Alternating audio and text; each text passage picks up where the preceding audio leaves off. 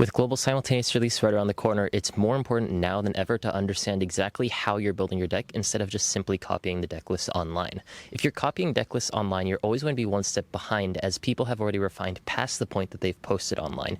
Therefore, in this video, let's talk about the fundamentals of deck building, the method that I use to create my initial lists, and ways to refine it so that you can be the one ahead of the meta. Though I may make some dated references to old cards in this video, I hope that this is going to be a relevant video throughout the lifespan of this card game, so if you're interested in this kind of content, make sure to like and subscribe. Also, at the end of this video, I'm going to be teaching you how I refine my deck list down to the last ratio of each card. With that being said, let's talk about one of the topics that I find most interesting in the One Piece card game: deck building. There really is no template for deck building. You can't just apply one ratio of cards to another deck, because each deck fundamentally will play completely differently thanks to the leader effect, and it's one of the great things about the One Piece card game.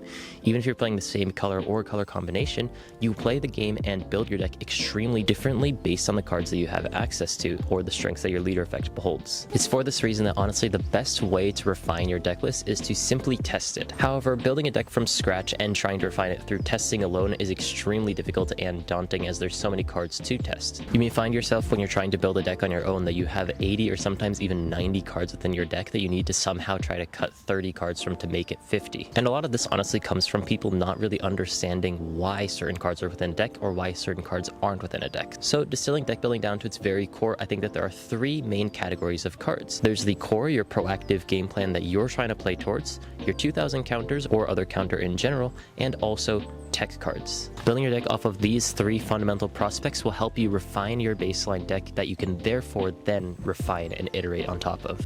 Winning in a card game is kind of like climbing a mountain.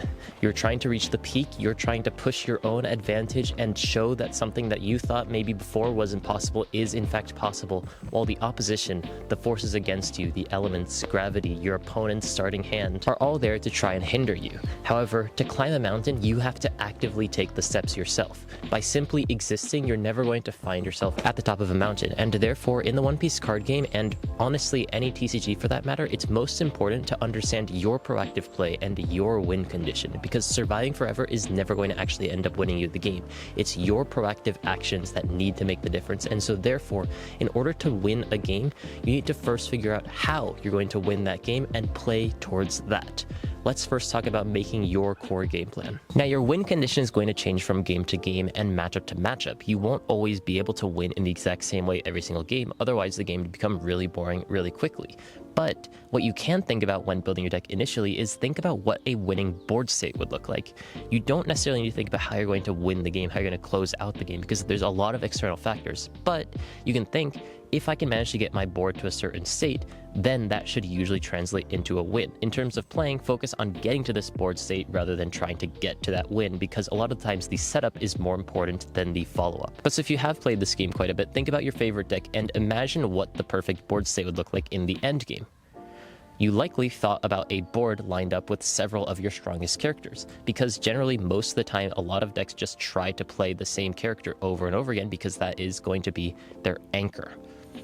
Now, a lot of people call these key cards or boss cards. I call them anchors, which is a dodgeball term in Japan for some reason. But essentially, anchors are the core piece that holds your deck in place and you build outwards from. You don't necessarily need extra chains on your anchor, a little bit of extra supplementary cards that you think are good because they're just generically good cards. You only want the links that connect the anchor to your ship. And so therefore, when you're deck building, you don't actually want to put in all of the good cards initially. You want to focus on this one card, this one anchor. Now, yes, you can have multiple anchors in your deck, lots of different top end for different options, but especially when you're starting out in the game, choosing one card to play around and therefore one game plan is not only going to make your deck building easier, but also playing the game easier, as you have one game plan to focus towards and refine. Still, this anchor card can be the largest character in your deck, whether it's the 10-cost Nyuge in Red Blue Ace or the 10-cost 5 Elder Stars in Ime, but they can also be somewhat smaller characters as well if you're playing a mid-range or aggressive deck. Rayleigh has the 4-cost Luffy, which plays out another character, which is extremely powerful and important for that deck specifically, but it comes out on the second turn when you're going second. A deck like Green-Purple Luffy has the 5-cost Sanjin Pudding, which is going to be the key piece, the anchor to your deck, because if you can manage to get this card rolling, then you're going to be able to push that into a winning board state and therefore end up winning the game. The core of any deck is going to distill down to a few distinctly powerful cards and exactly how you can pull out the strength to its fullest potential. Whether it's going to be increasing the consistency, increasing the amount of good cards in the early game so that you can curve into that powerful card. There's going to be a lot of offensive and defensive tools that can help supplement your game plan, but the most important thing in my opinion is to start with a single card or two and build your deck outwards from that concept. How do you make this specific concept, this specific game plan, the strongest that it can possibly be? Focusing on your game plan is fundamentally a little bit abstract. What does that even mean? What sort of cards fall into the criteria of playing towards your game plan and not playing towards your game plan? The answer that I'm going to give to this isn't going to necessarily be the full answer because this topic is so complex and nuanced that you can't really cover every basis. However, the way that I like to think about this is that every deck fundamentally is leaning more towards aggression or control. On one side of the spectrum, you have things like Red Yellow Bella Betty, a turbo-aggressive deck that burns through their hand just as quickly as they burn through the opponent's life. On the other hand, you have things like Blue Black Rebecca, which does the exact opposite, choking the opponent out of their resources and winning through their own. Your deck is likely going to fall somewhere on this spectrum, and once you understand if your deck leans more towards aggression or more towards control, then you can start to look at the cards that exist within that same spectrum. On one side, you have things like the 3-cost Red Zoro. This is a pure aggression tool from OP01 that has been a staple in a lot of red aggro decks since the dawn of time. On the other side, you have things like Kingdom Come, an essentially purely defensive tool that's only used to mitigate the opponent's aggression rather than actually build up their own, and you have some things in the middle, like Mamaragan, that have a little bit of both built into them. If you know where on the spectrum your deck lies, you can find cards within that same sort of range and build your deck around this concept of being aggressive. Though things like 9-cost Mom might be good in Red Purple Luffy, they aren't necessarily going to be focusing on your game plan, so it would be something more specifically as a tech card for certain matchups if you were to include a certain card like that. As a basis, you want to figure out what's going to benefit you the most, and for a deck like Red Purple Luffy, who is a lot more aggressive and has ramp tools built into his deck, that means lots of high power, high cost aggression. And then with your deck and anchor card chosen, you can start to look within this category of how do you supplement that power? How do you get to that 9-dong turn as quickly as possible? How do you consistently pull that card that you need? And perhaps possibly and most importantly, what are you going to do before and after you play this certain card? Now, this isn't to say that you should always be playing on curve and you should think about your curve while you're deck building. In fact, I actually implore you to not think about your curve. The nice thing about the One Piece card game is that the dong system means that you don't need to play perfectly on curve to make sure that you stay within the game and not fall behind. Purely focus on the card that you want to build your deck around, whether it's like the 8-cost Kid and putting in lots of blockers into your deck, or the 9-cost Sanji, putting in targets and ramp for your Blue Purple Luffy deck. And later on, when you're in the refining stage, we'll figure out if you need certain cards on curve. In this stage, just focus on what's going to make your game plan as strong as possible. And at this point, you're probably not going to have 70 cards in your deck. You're probably only going to have like 20 to maybe 30 cards within your deck. And that's where you can start to build out more interesting tech cards for the specific meta that you're trying to play into. There's lots of nuance to cards within the One Piece card game. Even on this spectrum, you don't necessarily want all of your cards to be focused on this aggressive or defensive categories, but you can use a certain balance of them to both embolden your game plan while also mitigating your weaknesses. Some traits that can define control cards are things like the blocker trait, counter events, card draw effects, or removal effects, and cards that you may find in more aggressive decks would be things like the rush keyword, but also, weirdly, card draw effects and some removal effects.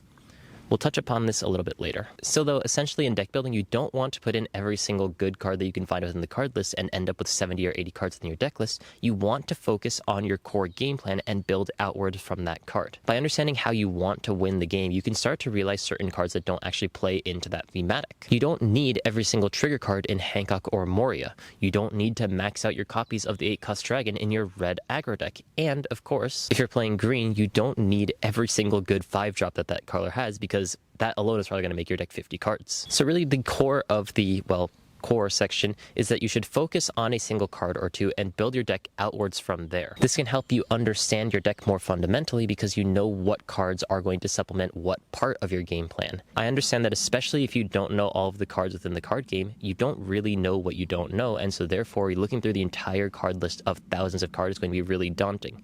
Nice thing though is that Bandai does generally try to keep all of the packages within the same thematic, so Blackbeard Pirates are going to stay with the Blackbeard leaders for the most part. The Straw Hat cards are for the most part good in the Straw Hat decks, so if you want to find certain cards within a deck and you don't know what cards exist, what you can instead do is go to the official deck builder, choose your leader, and then look for cards with the same type. If it's a Straw Hat leader, look for the Straw Hat cards. If it's a Blackbeard Pirate leader, then look for the Blackbeard cards. And in this way, you're distilling the thousands of cards that exist within every single color that's been printed over the course of 3 years down to maybe at most 100, 150, depending on the more popular traits that you can choose your cards from. Now, this is going to end up excluding a lot of interesting tech cards, but we're going to get to that stage after. Right now, you just want to create your core around your game plan, and generally for the most part, these are going to stay within the type of your leader. The exception to these, of course, are going to be good stuff decks like Blue, Yellow, Nami that have just generically good leader effects that can play kind of any card. In these cases, you probably should look at a template for what people have built first and start to iterate upon that, but this is a pretty good rule of thumb when you're starting for deck building. The most important part is over. You've made your proactive game plan, and now it's important to become the mountain yourself. Make sure that the opponent doesn't win on their own terms and make it difficult for the opponent to actually play out their own game plan. So let's talk about counter. Now, counter, for those who don't know, on the left side of your character cards may have a number that says counter plus 1000 or plus 2000, and if there isn't anything there, that card just doesn't have counter. Having counter on a card is really important because it innately gives you a defensive way to use the card. Even if you can't play the card down onto the board, you can always use it as defensive fuel to prevent the opponent's attacks from going through to your characters or your leader. Having too many counterless cards within your deck is going to be a problem because you're going to find yourself losing with several cards within your hand. Losing with a ton of cards within your hand is frustrating, but it's also potentially a sign that there's something wrong with your deck building. This being said, there is no good formula to explain how many counterless cards you should have within your deck because, again, this is going to be based on your leader as well as the way that it interacts with cards within your hand and the matchups that you fight against. And it's for this reason that you could see decks with anywhere from 8 to upwards of 24 counterless cards within your deck, and sometimes they work perfectly fine. A deck like Green Mihawk doesn't want to have too many counterless cards within his hand, but a deck like Red Blue Ace doesn't really have issue with having too many counterless cards because he has the ability to turn them into 2000 counters with his leader effect. Therefore, the best way to know if you have too many counterless cards is to just play games and see if these scenarios end up arising. You generally want to have as few counterless cards as possible within your deck, but because the strongest cards within your deck are likely going to be the ones that don't have counter, you probably are going to inevitably have too many counterless cards at some point that you need to figure out what's actually going to be the most important to your deck list. This all being said, though, 2000 counters do have a little bit of a formula. 12 2000 counters is going to be the default. Basically, every single deck at the start is going to have 12 2000 counters, and you can figure out from there if you need to increase that number so that you have more defensive tools out of hand, or decrease that number because you have defensive tools elsewhere. There generally aren't going to be decks that just don't need them in 2000 counters because society, but it's going to be because they have different ways of finding that defense. Decks like Red Green Luffy has the ability to turn his active Dong on the opponent's turn into 2000 counters. Black Teach has the ability to negate the opponent's on play effects, as well as having removal and Tenkast Teach to just slow down the opponent as much as possible, meaning that he doesn't need to have as many 2000 counters because there aren't as many threats that you have to deal with as Teach. And a deck like Yellow NL has infinite healing potential, so therefore instead of absorbing the attacks with your hand, you can absorb the attacks with your life. All three of these decks have a different way of controlling the game and maintaining their resources, and therefore do not need to run the default of 12 2000 counters, and can cut them down to, I've even seen as low as 4 2000 counters or 3 2000 counters within Black Teach, for example. It's very hard to notice if you have too many 2000 counters, but it's very easy to notice if you don't have enough. So therefore, I think that the best way to tune this number is to start with a number that's a little bit too low. Generally, I try to start with 8 2000 counters and figure out as I play if I feel like I'm a lot of the time finding myself in situations where I'm getting hit with a 6000 power attack and I need to take my life because I don't want to counter out of hand, or I'm countering with 2 1k counters. If you find yourself in the situation too often, although sometimes it's inevitable, you should potentially increase the number of 2000 counters within your deck. Still, this is going to come down to testing, so make sure to test your deck thoroughly. Rounding out your deck, you're generally going to want to put in some generically powerful cards and tech cards, so let's next talk about those cards. Now, wrapping back to an earlier section, we talked about how you can either embolden your strengths or mitigate your weaknesses, and this is why some aggro decks in the past have run removal spells. Gum Gum Mole Pistol in Rayleigh, Red Rock in Blue Doflamingo or Blue Jinbei, all of these cards feel like they should be control events, but they're used in aggressive decks. And the reason for this is because by playing these sort of off-game cards, you can not only fill out your late game curve a little bit better because you're only running these early game smaller units, but you're also again playing into that aspect of creating a mountain for the opponent. Purely being aggressive isn't going to be able to win you a game. You have to make sure that you can win just slightly before the opponent, and that may mean pushing harder for lethal in the case of a control deck, or it can mean playing a little bit more slowly in the case of an aggressive deck. The perfect current example of this dichotomy is the 5-cost Nami and the 5-cost Borsellino. Some defensive yellow decks will run the 5-cost Nami because it's a good way of establishing board presence early on. This gives you a different way, an extra attack, to be able to take back the opponent's board and to therefore control the board that way instead of just purely cards that are played out of hand. 5-cost Borsellino, on the other hand, is played in more aggressive yellow decks like Karagara or blue-yellow Hancock because it has the ability to play slow and to give you one extra turn to push through. Now, generally when you're playing an aggressive deck, you can't just push through at your own accord and the opponent is going to try to stop you. So if you can stall for one turn and make sure that the opponent can't kill you, then you have that one extra turn to be able to kill the opponent. And in this way, you can find both aggressive tools and defensive tools within a deck list, despite the deck leaning towards one certain way or the other. Now, this is all confusing, and I kind of just broke my entire thing where I said, don't put in generically powerful cards, but also put in generically powerful cards. But essentially what I mean is that you should do this in the correct order. It's the same thing with trying to fill up a bowl of apples with water or filling up a bowl of water with apples. Distill your deck down to the core game plan of what you want to do and fill out the staples later on. Once you have a generically powerful deck, then you can start to think about tech cards. Tech cards are simultaneously the easiest to explain and also the hardest to fully master. There's going to be a lot of factors that come into, first of all, if your card is actually a tech card, and two, if it's actually good. But still, the premise of finding a tech card is finding a weakness in the opponent. A chink in their armor, if you will. If you notice that their characters are weak to stun effect, then you can tech in cards like Electrical Luna to stun all of their characters. If they have lots of lower to the ground units, then something like the 4-cost Lucci could be very good depending on your deck. There are so many cards in the game, but the premise is finding what the opponent is going to be weak to and finding a card that can potentially exploit that weakness. Now, this won't always be able to work because if your card is going to exploit their weakness but it comes out 2 turns after the opponent's able to play that card, then sometimes it's just inevitably a little bit too late to actually get the effect off on this card. So once again, it just comes down to testing and feeling out how the card actually feels in practice. This same mantra of testing extends to cards that play on curve as well. Though I mentioned before, you don't necessarily need to play on curve. Sometimes you really feel like you need a 4 or 5 drop to not fall too far behind, especially if you're playing a control deck. In these cases, once again, I implore you to use the official Bandai deck builder and sort specifically by 4 and 5 costs to look at what cards may potentially be at your disposal to help round out some earlier turns that you felt a little bit weaker. Now, all of this comes down to practice, and so therefore, instead of buying your cards early on, I highly implore you to start your deck building and practice on the optcg sim. But then after you finish testing on the sim, it's finally time to buy those cards, put the deck together, and bring it to a locals or regionals because you've finally climbed that mountain. You're at the top and you now know what you should be doing when it comes to deck building.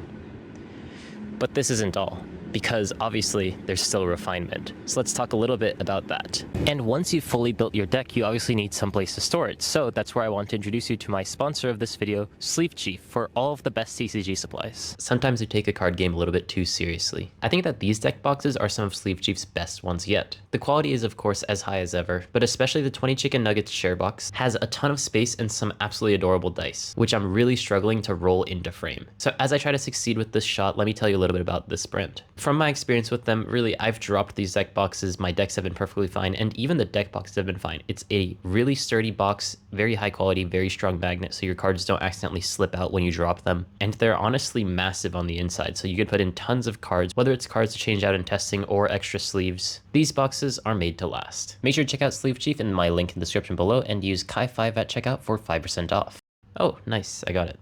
Once you have your 50 together, it's quite difficult to actually decide the ratio on all of the cards. Yes, you can easily just make all the core cards in your deck 4 ofs and then just cut down until you eventually have 50 cards in your deck, but there is an actual good way that you can start to refine and really truly get an understanding of what all these ratios mean. Now, generally this is going to be the same for every deck, but it can change from deck to deck depending on how much card draw they have. One method or framework that you can kind of use as a guideline, but won't really apply to every single deck, is this. If you want to see a card as many times as possible, you won't feel unhappy seeing it multiple times, put it in as a 4 of. If you want to see it at least once within the game, put it in as a 3 of. If you don't necessarily need the card, but if you do see it, it could become a supplementary advantage, but you don't want to draw more than one, then I would put it at a 2 of. And finally, 1 ofs I generally don't do unless I'm playing a more toolboxy deck, which means just being able to pull cards out of your trash, therefore having a second hand to pull from. But this is, of course, my own thoughts, because the 2-time Worlds representative, Clyde TCG, loves 1 ofs. He basically treats these cards as random ways to spike your win rate upwards without actually having too much deck building cost, because you'll need to run 1 of them. I generally think that if you're a beginner at the game, you probably shouldn't put in too many 1 ofs into your deck, because it'll start to blur your game plan and make things a little bit more complicated when you do or you don't draw these cards. So generally, I would prefer to make these cards a 0 and increase the ratios of something else up to 4 to increase the consistency. Still, these are some of my thoughts on these cards, but let me teach you how I personally refine the ratios in my deck more than just thinking about it numerically like this, because obviously this framework can't work for every single deck. Now, my method is very simple, and I've been doing this since OP01, and that is the card that you're not sure about, the 4th card that you're not really sure if it should be a 3 or a 4, or a card that you don't know if it should be a 1 or a 2 or in the deck at all. Flip it upside down. Inside the sleeve, obviously not in tournaments, in your testing, physically flip the card over in your sleeve so that when you draw that card, you know, oh, that was my 3rd Gamma Knife, that was my 2nd 6-cost SR/NL. And now you can think, when you draw that card, would you rather have had that card be NL? Would you rather have had that card be Gamma Knife? Or would you rather have had that card be one of your other tech cards?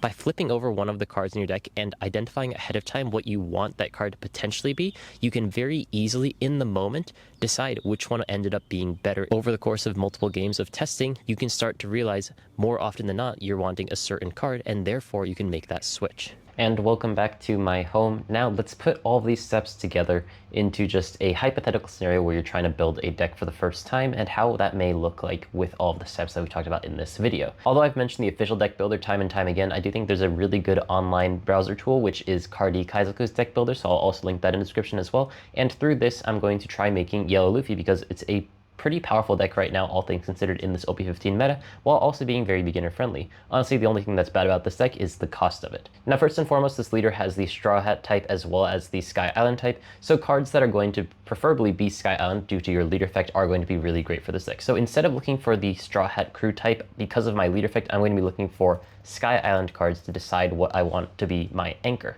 Now, there's going to be lots of high-end cards, like the 10-cost NL. I've seen some people running things like the 10-cost Luffy from EB04 as well, and this is why I call them anchors and not boss cards, because boss cards kind of implies that it's going to be your largest character, but NL is not necessarily going to be your anchor, because it's not necessarily the card that you really want to play around. So although this is going to be the biggest card within the deck, it's not what I'm going to play around, so at least for now, I'm not going to put that into my deck.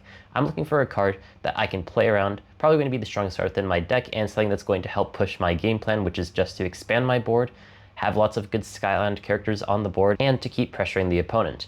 Now, there's a lot of, I'm seeing things that are purple as well, so let's make sure that we're just looking at the yellow cards, things like the 4-cost Zoro and the 5-cost Luffy. And I think that this 5-cost Luffy, obviously it's a secret rare, but I do think that it is going to be the strongest card within this deck. So at the very least for now, I'm going to put this in as a 4 of, and I'm going to think about other cards that may be able to supplement this, or alternatively make different game plans to therefore have 2 anchors. Now, I already know the cards a little bit, so I am cheating a little bit, but this Luffy, of course, very strong, but it does have the stipulation that it's only really good when you have 6 or more Dong, meaning that it's not really great on the 5 Dong turn. So, because we want to expand our board and we want to play multiple strong characters, I don't think that Luffy is necessarily going to be the anchor of this deck solely. I do think it's going to be the combination of this 5-cost Luffy as well as the 7-cost Robin. 7-cost Robin being able to play one of these 5-cost or less Sky Island type characters is going to be really good to play a 7,000 power character that plays another 7,000 power character in the Luffy. So what I'm going to do is build my entire deck around these 2 cards. With my anchors chosen, I need to figure out how I'm going to make these cards as strong as possible, and so the things that I can look at are things like the typing, which both of them have Sky Island as well as the Straw Hat Crew type, which will help me of course choose things like searchers. But looking at this 7-cost Robin, I need to make sure that I have enough targets to play off of this card to make sure that I'm not solely relying on this Luffy. For this reason, I'm going to have to look at things that are 5 costs or less, Generally, there's going to be things that are like 4 to 5 costs because you don't want to go too low, but also being strictly 5 costs can limit some of your deck building. If you look at just the 5 costs, then there's only a couple of cards you can choose from. But if you go to the 4 and 5 costs, suddenly you have a lot more choices. So I'm going to sort by the 4 and 5 costs and look at what sort of things can exist that make this Robin much stronger. Looking through the card list, honestly, there aren't all too many great cards here. Yes, Gedatsu could be a good tech card, but maybe let's keep that as an option for later on. I'm just going to keep it as a one-of to remind myself that this exists later on. Karugata is also a card to consider. Very good when you get it rolling, but it's very hard to kind of get it to stick onto the board. And in general, it's a card that you want to be playing before Robin, so it doesn't necessarily play into the Robin game plan. So interestingly, although this is a target, they are kind of counterintuitive to each other. So this weirdly doesn't actually play into our core game plan. So this card, though I think it's very good, maybe something that we can re-add in later, doesn't actually fit into the actual goal that we're trying to solve right now, which is what good Robin targets do we have? For now, let's not have him in the deck. And let's look at the other cards that exist specifically in this set. The 4-cost Zoro, which is just a simple heal one if you trash one card, which in this deck is very good, as well as the 5-cost Wiper. Now, both of these cards can feel a little bit situational, but they're generically good enough that I think that they're just good targets to have for the Robin. So I think that these are both pretty reasonable cards to assume that they're going to be core to the deck. We'll still keep Gedatsu as an option, we'll have Karugata in the back of our mind, but for characters, I think that these are pretty powerful. And so now we need to figure out consistency. All of these cards, except for Wiper, both have the Sky Island type and the Straw Hat Crew type, but all of them do have the Sky Island type. So if we look for the Sky Island Searchers, there are a couple of them that exist. Shida is the classic Sky Island Searcher, so we'll keep that in as an option. Upper Yard is another classic Searcher, but it doesn't have counter, though it does cost 1. And I think from the new set, there is one as well, the Nami. This is just a great card in general because not only is it a searcher, increase our consistency, but it also has 2000 counter, which is exactly one of the things we're going to be looking at later on. I think that this alone just confirms that it's going to be a 4-of, and we can decide if we want a little bit more consistency as we start to round out our deck. While this Nami is really great in a lot of ways, being a 2000 counter and a searcher, that also comes at the cost of not really knowing when you want to use it as a 2000 counter and when you want to use it as a searcher. So I do want to have at least one more searcher. For now, I'm going to choose Shida. This is one of those cases where you're just going to need to test and find out for yourself if you want that searcher to have counter in the case of Shida, or if you want that searcher to be 1 cost in the case of Upper Yard. For now, generally, because I want to keep my counterless counts as low as possible, as we've been mentioning throughout this video, I'm going to put in Shida, but this can change. You can also do a couple of weird ratios like 3 Shida and 2 Upper Yard, 2 and 2, for example. There's lots of things that you can refine as you get deeper and deeper into the deck building process. Still though, all in all, there's a lot of very good Sky Island characters, but a lot of these seem to be tech cards. So for now, I'm going to call this my core. This is 24 cards, which is around the range that we said they would probably end up being just the searchers and the core game plan. And from here, we're going to expand out and decide what matchups we need to worry about and therefore find cards that can actually answer those matchups. But before that, let's start to add a couple more 2000 counters. Now this deck interestingly has a lot of good choices for 2000 counters, but the main one, just from experience and knowing this deck, is not going to be in the Sky Island type, but rather is going to be in the Big Bomb Pirates type. Zeus in general is just a generically good 2-cost, and also because this deck struggles to clear the opponent's board, it's a simply good card to be able to deal with the opponent's mid-range board at very minimal cost. This card is technically a tech card because if the meta is just full of cards that aren't 5 costs or less or cannot be KO'd, for example, then this card's value becomes a lot lower. But in general, I mean, 5 cost is a very wide range, so this is always going to be a decent card, and so therefore, let's just throw this in. And now, actually, because of this Nami, we have 8 2Ks, so we can just start from there. And if we want to add in a couple more 2Ks, there are some pretty good ones. There is the Robin from ST29, I believe. Yeah, which if your leader is Luffy, which it is, becomes a trigger blocker. Bella Betty's another option if you're just trying to get rid of the opponent's early game board, especially things like Holy. And Seto from the Sky Island type is just a simple 5-cost Sky Island character, meaning that it can be played off of the 7-cost Nikoromi. So therefore, if you decide maybe you don't want to run things like Gedatsu, or you want to cut down some of these other cards, you can maybe add in things like Seto, and then these other cards are going to actually come down to tech cards. So you can start to see how some of these cards are going to blend into tech cards. Not every category is going to be completely independent, because this Bella Betty is much better into NL, specifically if people are running Holy, but because in this current meta, a lot of people have been cutting down on Holy, this card doesn't have as much merit, and so therefore what you're more worried about is a different matchup, Blue-Yellow Nami. In the case of Blue-Yellow Nami, they have things like the 2-cost Girl, which you may want to consider, so maybe this Bella Betty is still a pretty good card, but you know what's better? a free blocker. So although Nico Robin will be KO'd by things like Thor in the NL matchup, this is generally a pretty good card within this meta, but this can be changed depending on how the meta changes. So you can see how you can change your tech cards and even these 2000 counters depending on the meta. Still, for this very specific meta that we're in right now, because it's going to be outdated in about a month, right now, I think that Robin is probably the better 2000 counter. So now, we have 12 2000 counters. Generally, I would start a little bit lower on 2000 counters, but because this one cost Nami is a card that you're going to actively want to play onto the board, I'm not considering this Nami as a 2000 counter. I'm considering this card as a searcher with the added benefit randomly of being a 2000 counter as well, rather than a 2000 counter with the benefit of also being a searcher, if that makes sense. So in any case, now the deck is at 32 cards and we can start to put in some generically powerful cards or tech cards. Now, just by looking at the leader effect, you can tell that this leader has a really easy time defending his board, but it has a really hard time defending his leader. So it's for that reason that to mitigate the opponent's game plan, we need to add in some ways of healing our life, not only defend our board, but also stay safe enough that our board is actually able to win the game themselves. So for that reason, although this deck is rather aggressive relatively, let's put in things like the 5-cost Forcelino just as another way to heal life while also stalling time due to the fact that it's a blocker. And also we can put in another Sky Island card, which I believe was called Golden Rifle. Yes, Gum Gum Golden Rifle, which will be able to heal us if we're at 0 life, but otherwise is going to just act as a plus 4000 counter to your leader. If we started in the opposite direction and just started with generically powerful cards and then filled out other sorts of core cards later on, then we might end up putting in things like 5-cost Nami. A lot of people early on in the meta decide to put this card in just because, I mean, it's 5-cost Nami. Of course you put this card in. But looking at the deck right now, do we really need 5-cost Nami? We have so many good 5 costs within the deck right now. And realistically, do we need something that's just going to peel one of the opponent's life when what we're trying to do is expand our board with Sky Island type characters that are really hard to remove and push through with things like the 7-cost Robin? Again, the 7-cost Robin can't play this 5-cost Nami because it has to play a Sky Island type character. So therefore, we can sort of realize that this 5-cost Nami isn't actually that helpful. And so now we have a pretty good package of cards. We have 40 cards now, and we need to fill out the last 10. And this actually is a lot of space, honestly, to just put in a couple of tech cards for certain matches that may exist. And so we can look back finally at things like we talked about in the very beginning, like that 10-cost NL. That 10-cost NL can be pretty good into Blue Yellow Nami because both decks play a rather slow game in this matchup.